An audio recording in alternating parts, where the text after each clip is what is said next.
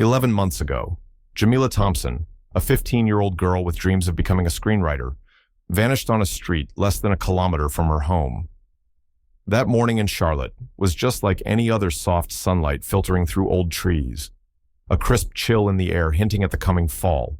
Renee Thompson, a single mother, had just returned from her night shift at the hospital and stood on the porch.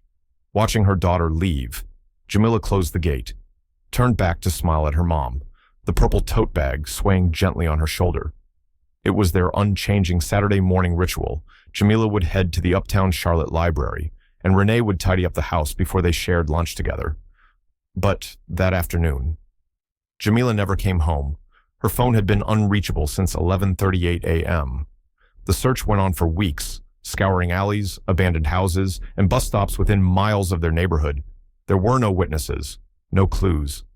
Over time, words of encouragement from the community faded. The poster-hanging gatherings dwindled until only a suffocating silence remained. Renee grew gaunt, almost unrecognizable, spending each day by the window, staring out at the quiet street, praying for a familiar silhouette to appear at the end of the block.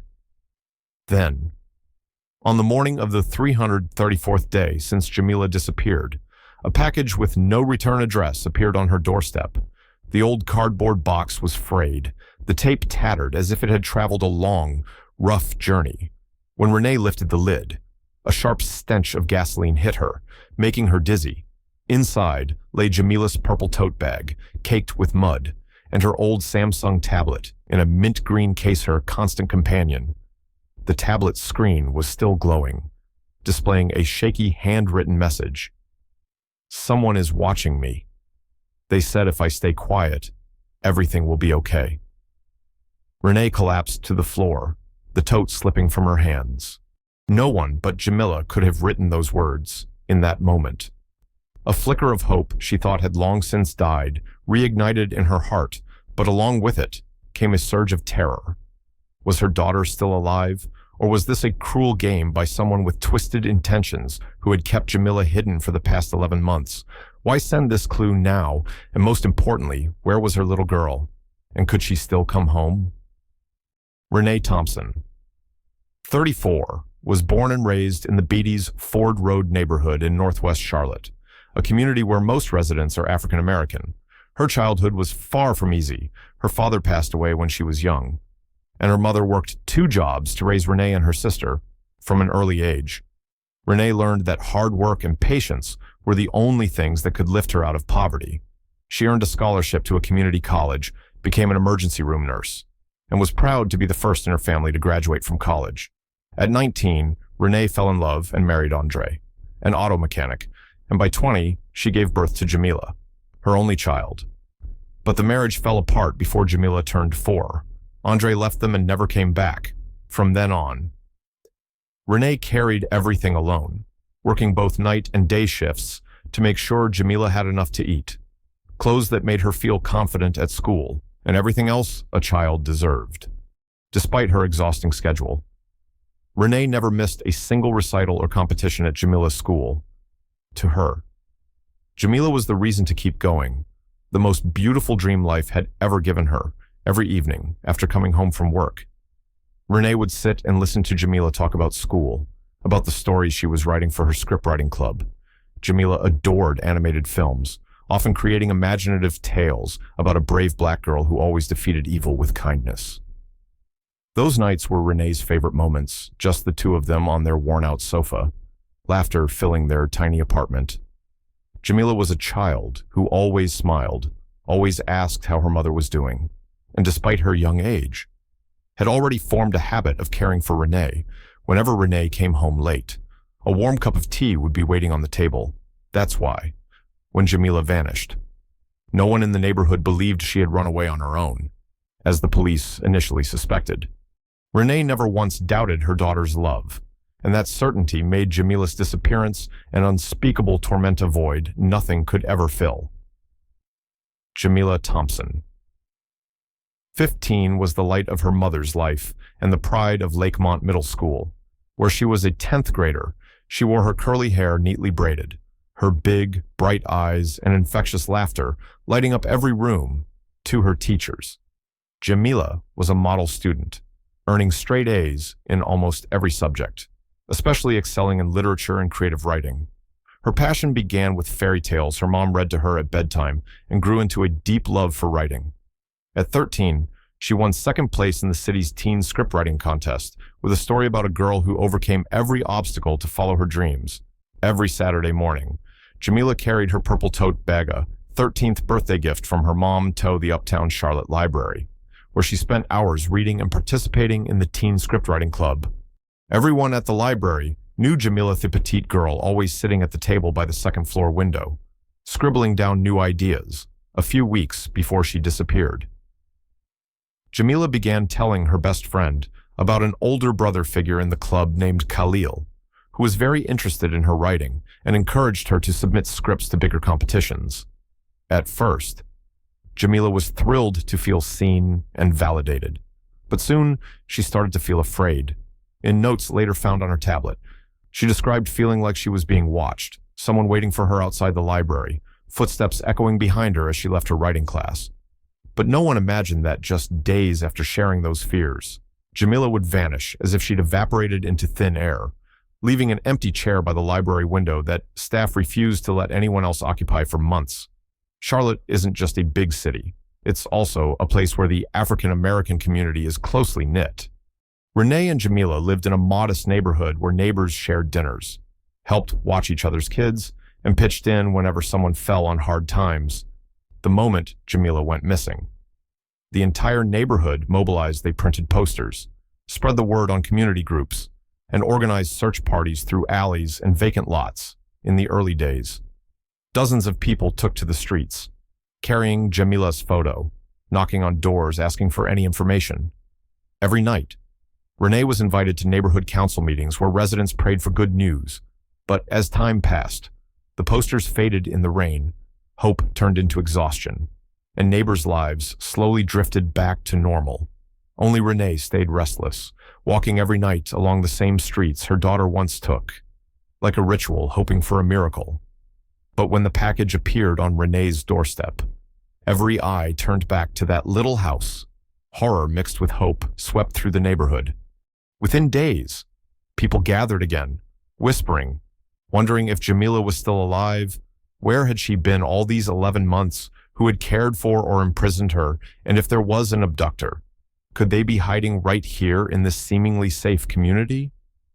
The truth seemed only darker when Jamila's tablet revealed those ominous, desperate words written in her own handwriting, but with no clue as to when, where, or under what terrifying circumstances they were written.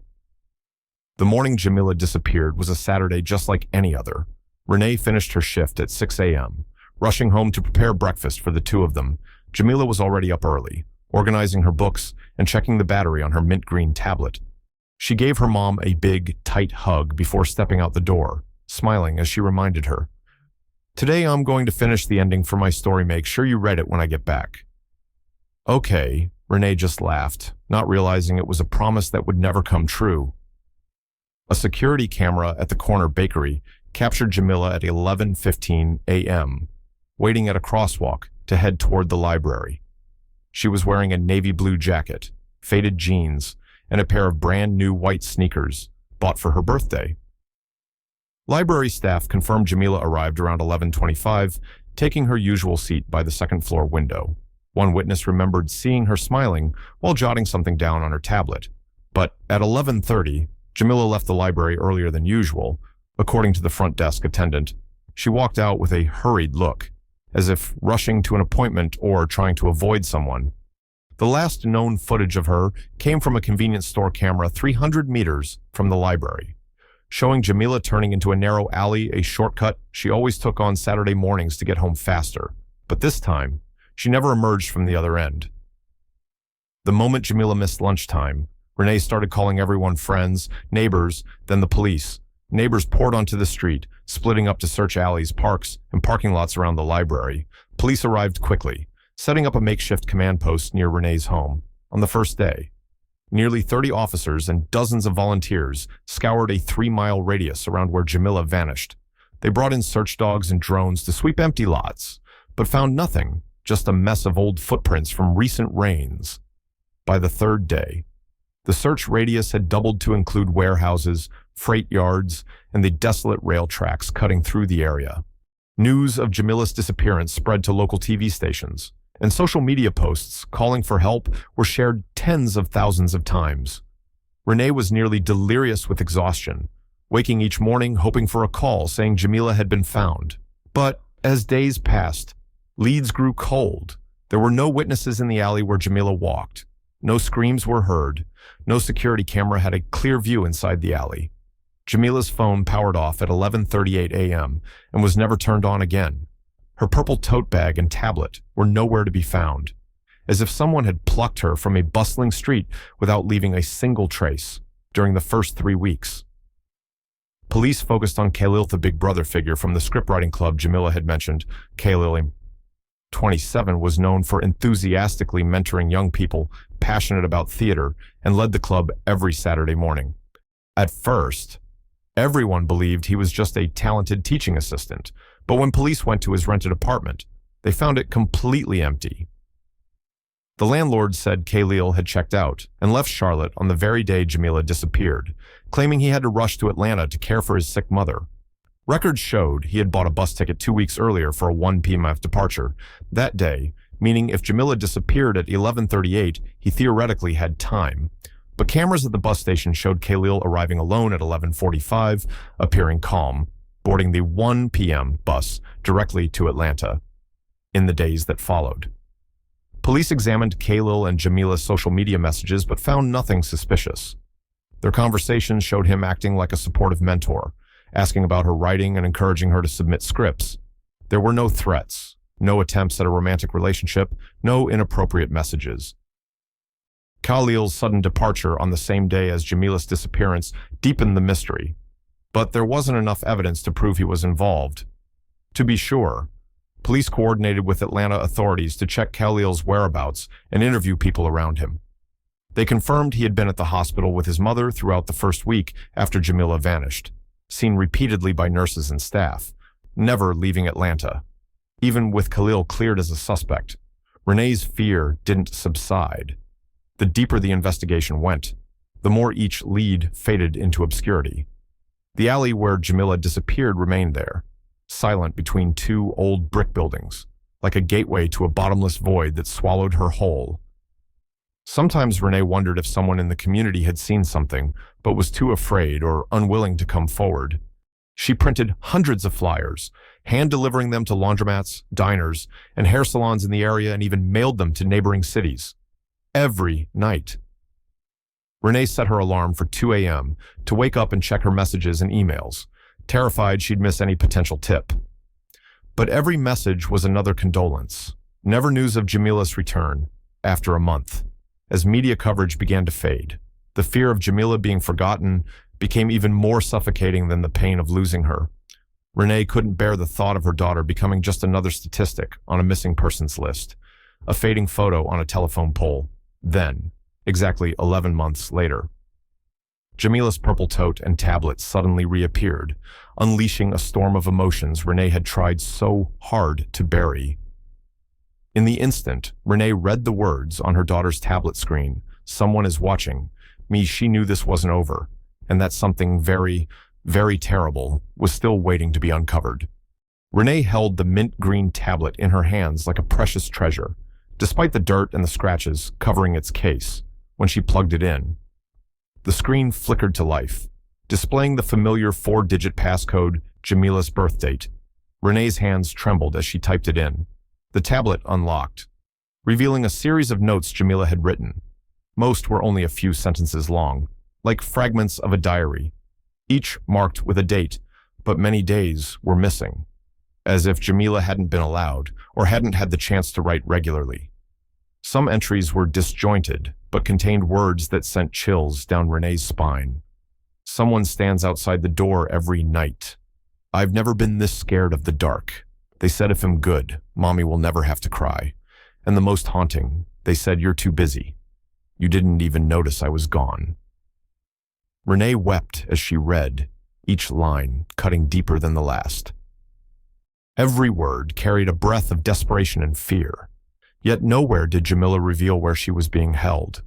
Interspersed with these diary entries were short script scenes Jamila had drafted, describing a little girl trapped in a windowless room, forced to pretend to be happy just to get food and sleep. Renee realized her daughter had turned her own terrifying experience into a story, perhaps the only way she could keep herself from going mad. And in a short note, dated less than 2 weeks ago, according to the tablet's timestamp. Jamila wrote, "I hear the train whistle every morning. They say the train will never take me home," after reporting the contents of the tablet to police. Renee learned investigators were heading to an old building near the freight rail yard on Charlotte's south side. It was once a studio used for small theater rehearsals, but had burned nearly to the ground 5 years ago. Only its blackened brick shell remained, with rotting wooden floors and dangling charred electrical wires, giving it an eerie, haunted feel. This was the place where Khalil once worked as an assistant for a local theater troupe. Before the fire led to its abandonment, rumors had long swirled in the community about hidden passages, leading to old basement storage areas used for stage equipment. Some neighbors said they'd heard strange noises from the building at night, but everyone dismissed them as rats or stray cats, as investigators combed through the structure room by room.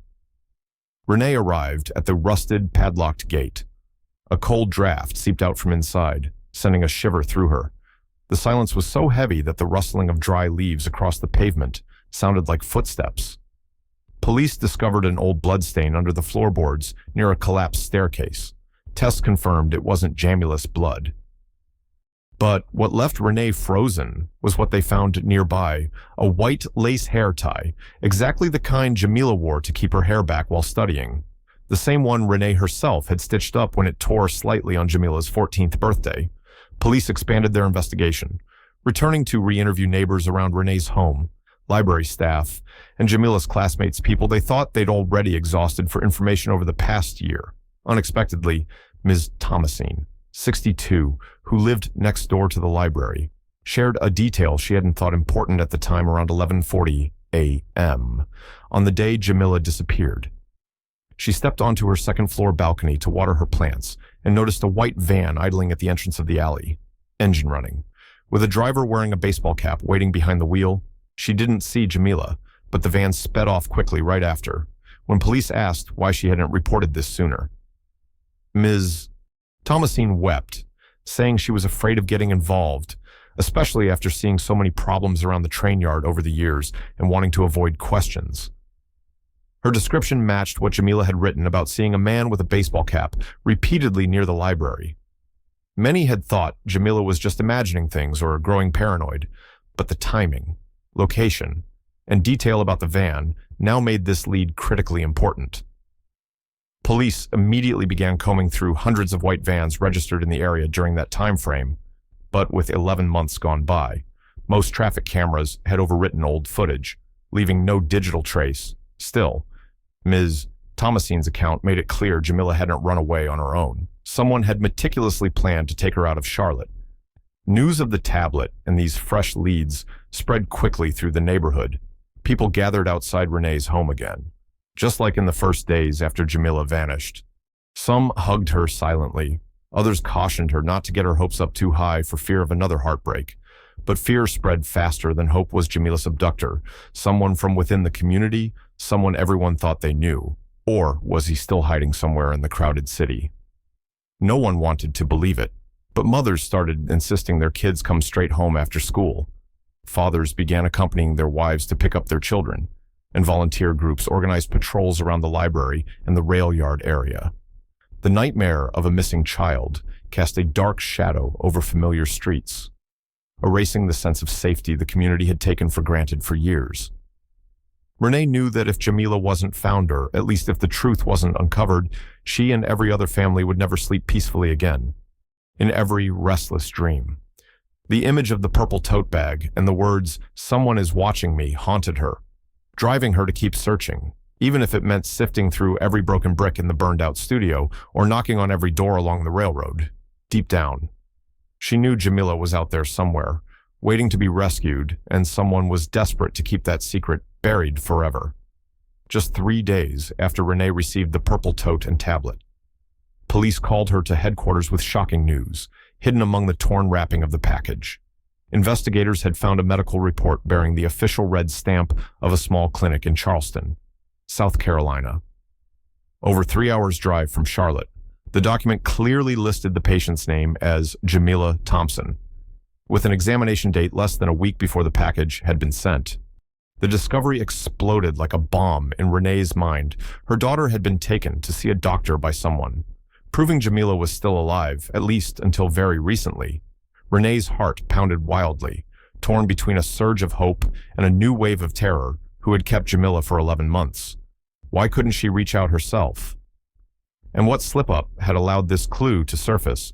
Charlotte police immediately coordinated with their counterparts in Charleston. Racing to the clinic, Dr. Wilkins, the physician who had treated Jamila that day, recalled the girl vividly. She seemed unusually anxious, but was polite. Dr. Wilkins explained Jamila had been brought in by a man in his early 30s, who introduced himself as her uncle.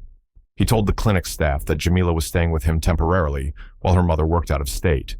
Jamila had no ID.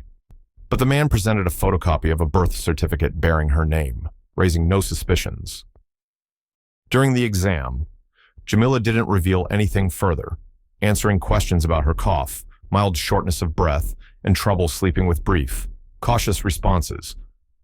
Dr. Wilkins noted how Jamila avoided eye contact and kept clutching her bag strap as if it were a lifeline, when asked if she needed another guardian present. Jamila only shook her head, eyes flashing a fear that haunted the doctor long afterward, while police interviewed clinic staff. A new piece of information emerged. The clinic's parking lot security guard clearly remembered the vehicle that brought Jamila that day, a silver gray SUV with dirty plates, made distinctive by a small sticker on its tailgate bearing the Hornets logo. The NBA team, beloved by Charlotte residents, the guard described the SUV parking right next to the handicapped ramp, the driver keeping the engine running, stepping out only briefly to scan the area before returning inside the vehicle. The man was tall, dressed in a black hoodie and a baseball cap, his face hidden beneath the brim. The guard vividly recalled the moment Jamila walked out with him. She glanced back at the clinic's information board by the door, her eyes filled with something like a desperate plea. But he hadn't understood then, and that look had since haunted his nights. The detail of the gray SUV with the Hornet sticker instantly became the most significant lead since Jamila's disappearance. Investigators launched an extensive search, combing through thousands of registered gray SUVs in both North Carolina and South Carolina. But the sheer number of vehicles and the months that had passed made finding the right one feel like searching for a needle in a haystack. Hearing all this, Renee's mind spun with a single, relentless thought: Jamila was so close, only a few hours away. The medical record and the SUV clue revealed a chilling truth. Jamila hadn't simply been abandoned all these months. Someone had kept her alive, taken her for medical care, fed her, maintaining her health with a purpose. Renee's terror twisted into a new nightmare. Whoever was keeping Jamila wasn't acting out of kindness, but for some unknown, possibly sinister reason. Police theorized the abductor might have known Renee and Jamila's lives intimately, understanding their routines, recognizing Renee's long work hours, and choosing the perfect moment to strike. The tablets note, "They said you were too busy. You didn't notice I was gone," pointed even more directly to someone familiar with their daily habits. Someone who might once have been close, or at least deeply aware of their patterns. Meanwhile, the Charlotte community began to fracture. Some believed Jamila had run away and invented the kidnapping story out of teenage angst, while others were convinced someone had manipulated Jamila psychologically, making her believe her mother had abandoned her. Renee no longer had time to worry about suspicion or gossip. She knew only one thing for certain. What the package revealed proved Jamila hadn't left Charlotte willingly. In a meticulous forensic sweep of the package, crime lab technicians discovered a small bloodstain on the cardboard flap, still intact enough for DNA analysis. Results confirmed a match with the hair sample Renee had provided from Jamila, meaning her daughter had been injured or forced to help pack the items before the package was sent. This suggested Jamila could have been alive at the time the box was prepared, but it also raised an even more terrifying question. If she was still with her captor, what was the purpose of sending the package home? Was it a twisted taunt? a psychological game to torment Renee, or a ploy to create hope and distract from a larger plan late at night?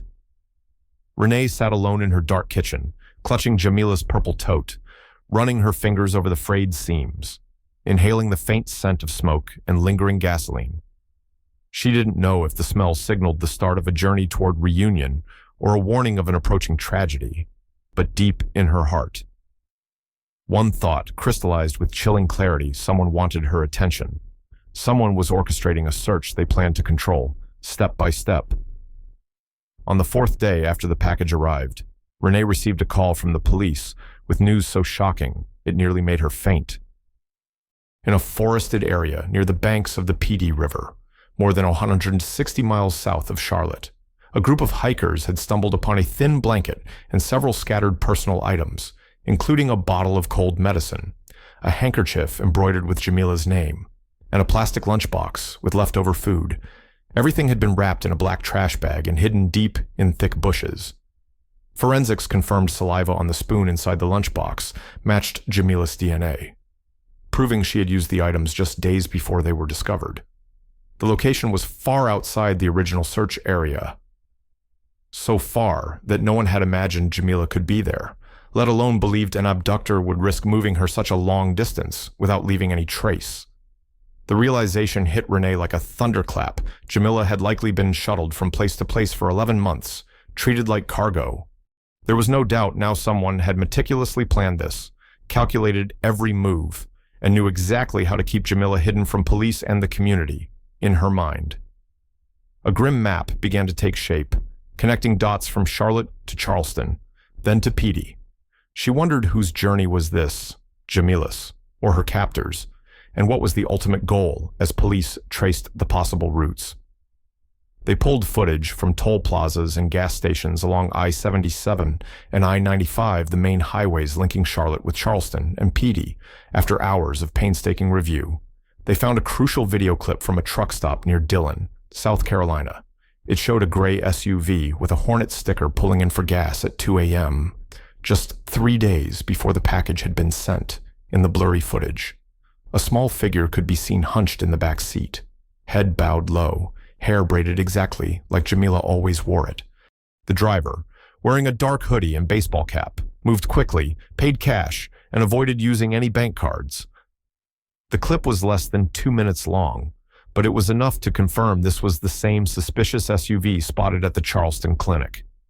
This revelation made the case even more alarming. The abductor wasn't just brazen enough to move Jamila across state lines, but knew how to avoid digital tracking, paying only in cash, traveling at night, and stopping at isolated locations. This wasn't someone impulsive, but a careful, experienced planner, always staying one step ahead of investigators. The discovery that Jamila had likely been moved through multiple locations sent shockwaves through the community on social media. Outrage grew as many criticized the police for failing to find a single concrete lead in nearly a year, even though Jamila seemed never to have left the South. Others began casting suspicion on those close to Renee, arguing that only someone intimately familiar with her schedule and the family's routines could have chosen the exact moment when Renee would be exhausted after a long hospital shift. Renee suddenly found herself trapped in an unending spiral of suspicion. People who once offered comfort now avoided her gaze or kept their distance. Even some of her coworkers began to pull away, worried the case would tarnish the hospital's reputation in her fitful, restless sleep. Renee dreamed of Jamila trapped in a dark room, but every time she reached the door, it slammed shut before she could get inside. She'd wake curled up on the old sofa, the TV still playing the weather forecast to fill the oppressive silence of a home that had lost its laughter. Her faith in the community wavered as familiar faces now looked at her with pity, or worse, suspicion. In her desperation, Renee clung to every scrap of hope, convinced there was still a way to find Jamila. She began contacting gas stations, diners, and motels along the highways, sending Jamila's photo and asking if anyone had seen her or the suspicious SUV. One night, a call came from a manager at a small roadside motel near Florence, South Carolina.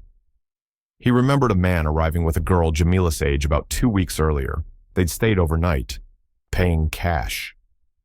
The man had brought a stack of books, encouraging the girl to study in the motel lobby all evening instead of keeping her locked away.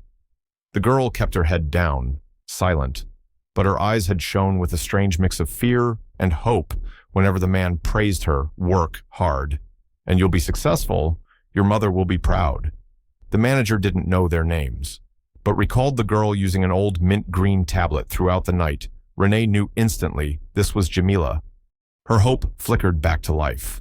But so did the chilling realization that Jamila was being psychologically manipulated. Someone had made her believe that only by studying hard could she return home, that failing would disappoint her mother. This was no longer just a physical abduction, it was a prison of the mind, exploiting Jamila's deepest vulnerability, her desperate wish to make her mother proud. News of Jamila's blanket, her lunchbox, and the newly uncovered videos of the gray SUV thrust her disappearance back into the center of public attention. Whispers filled every corner of the Charlotte community, while local news outlets ran continuous coverage, urging people across neighboring states to stay alert for the gray SUV with the Hornet sticker. As police worked tirelessly to narrow their search, Renee and a group of her old school friends organized a candlelight vigil at the small plaza near Uptown Charlotte Library, the very place where Jamila had vanished. No religious prayers were spoken that night. Instead, people stood in solemn silence, holding hands and placing candles around photographs of Jamila. Beaming brightly outside her school gates, Renee stood at the center of the circle, clutching Jamila's purple tote bag, candlelight flickering in her swollen but determined eyes. She recounted her daughter's story from their nights, writing scripts together to that final morning when Jamila left with a smile. When she spoke about the words Jamila had left behind on her tablet, her voice cracked, raspy with grief. But then, summoning an almost superhuman strength, she lifted her head and declared clearly, "My baby is still out there, and I won't stop until I bring her home." Her words ignited a wave of applause, and many in the crowd wept openly. That night, the glow of hundreds of candles pierced the Charlotte night, pushing back the darkness that had hung over the community for nearly a year. After the vigil, Renee sensed everything had changed. Hope had returned, but so had an intense trial of faith. She knew the kidnapper might still be lurking somewhere nearby, possibly someone who smiled and offered condolences, someone who once stood by her side. Every handshake, every hug now carried both gratitude and suspicion. Yet rather than letting fear consume her, Renee chose to act.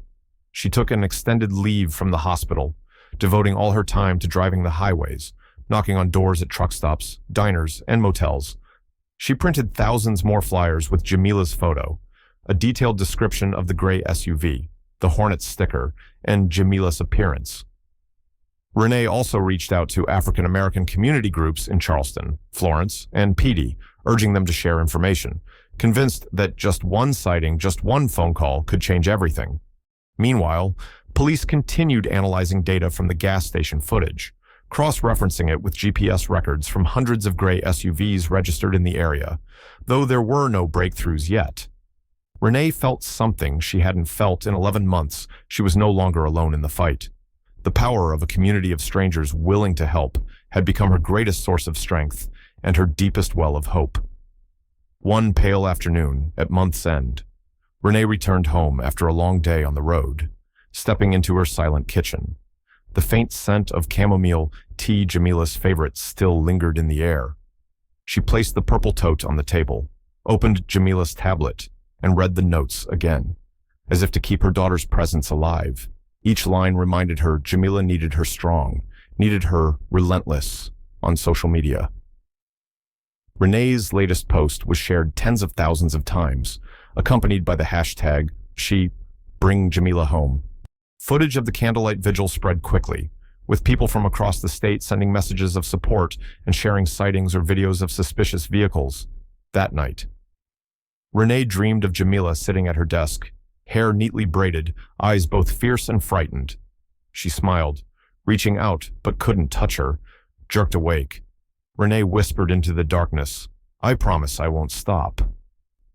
The night was still long, the road ahead still shrouded in uncertainty. But Renee knew one thing for certain: she would never give up. And the question that now haunted every heart following this journey remained, where is Jamila? and who has stolen her childhood, her dreams. Please, tell us, what do you think really happened to Jamila? If you believe she deserves to come home safe, comment "I won't give up" below this video.